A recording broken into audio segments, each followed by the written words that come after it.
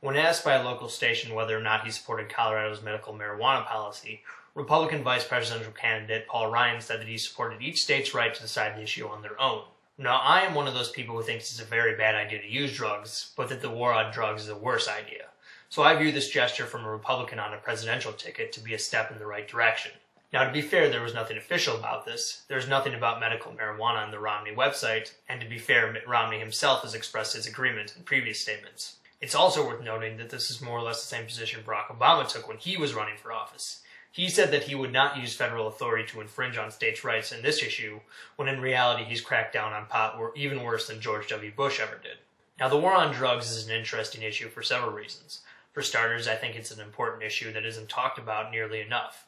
Also, the politics are very odd on this issue because I consider it to be a bellwether for conservatives. If conservatives actually believed in the things they said they do, limited government, cutting spending, freedom, states' rights, then ending the war on drugs would be a no-brainer. Think about it. Isn't it antithetical to freedom to tell people they can't decide for themselves whether or not to take a certain substance? Also, in my opinion, the most compelling case made for ending the war on drugs was inadvertently made by conservatives during the debate over California's Prop 19, a ballot initiative which would have made marijuana legal outright in that state.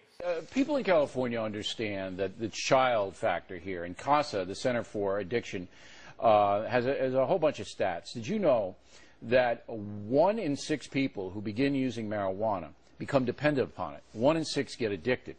And that 25 to 50% of those who get addicted use marijuana daily, and more than 200,000 high school seniors right now in America use pot on a daily basis. So what I take away from those stats is that clearly no one is having any trouble getting their hands on weed. Therefore, the primary goal of the war on drugs, that is, keeping drugs out of our society, has completely failed. Not only is it an abject failure, but it's an expensive one too, costing over $1 trillion since its implementation during the Nixon administration. So here you have an expensive big government program that's completely failed in its intended purpose. In fact, it may have actually made the problem worse. So this should be a home run for conservatives, yet it's not. Now finally, on the issue of states' rights, here you actually have Republicans break rank and at least pay lip service to the idea that states should be able to decide this issue for themselves. Most notably Paul Ryan, as I mentioned earlier, but also Rick Perry expressed the same idea in his book Fed Up. But again, the states' rights position is one that President Obama took when he was campaigning, yet he's governed in the complete opposite way. So it's not unreasonable to think that the same thing might happen if a 10th Amendment Republican took office as well. So why is it then that the Republicans don't want to repeal a program that flies in the face of their principles of limited government, personal freedom, and states' rights? Well, that's easy. They don't actually believe in these things. They merely shell out these platitudes and similar ones because it's politically expedient to do so. And don't think this is just the politicians. When polled, conservatives are the least likely to support marijuana legalization. Just look at Prop 19, where 70% of registered Republicans voted against it. Now moving on to a similar issue, before the convention, Barack Obama released an ad with rather obvious references to smoking pot. Just remember that I'm trusting you on this, and I'll see you there.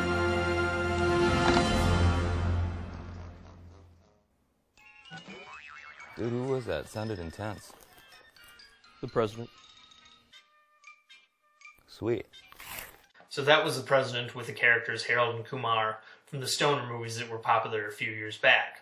A lot of people said this was an appeal to the stoner vote, and pointed out the hypocrisy on Obama's part considering all he's done to advance the war on drugs. But I think these people are wrong. The stoner vote, the people for whom marijuana is the most important issue they vote on, the weed evangelists, if you will, are generally well informed on at least this issue, and they know that a vote for Obama would be a vote against their interests.